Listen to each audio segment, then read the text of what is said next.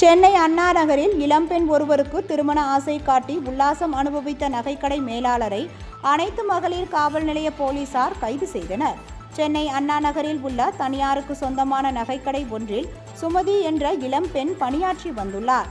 இவரும் அதே கடையில் மேலாளராக பணியாற்றி வந்த இளவரசன் என்பவரும் கடந்த 4 ஆண்டுகளாக காதலித்து வந்ததாகவும் அப்பொழுது திருமணம் செய்து கொள்வதாக ஆசை வார்த்தைகளை கூறி சுமதியை பல இடங்களுக்கு இளவரசன் அழைத்து சென்று உல்லாசமாக இருந்ததாக கூறப்படுகிறது.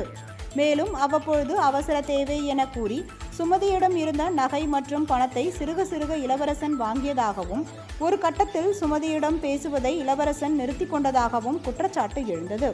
இது குறித்து இளவரசனிடம் சுமதி கேட்டபோது அவரை திருமணம் செய்து கொள்ள மறுத்ததுடன் கொலை மிரட்டல் விடுத்ததாக கூறப்படுகிறது. இது குறித்து சுமதி அளித்த புகாரின் பேரில் அண்ணா நகர் அனைத்து மகளிர் காவல் நிலைய போலீசார் வழக்கு பதிவு செய்து இளவரசனை கைது செய்தனர். பின்னர் இளவரசனை சென்னை எழும்பூர் நீதிமன்றத்தில் ஆஜர்படுத்தி புழல் சிறையில் அடைத்தனர்.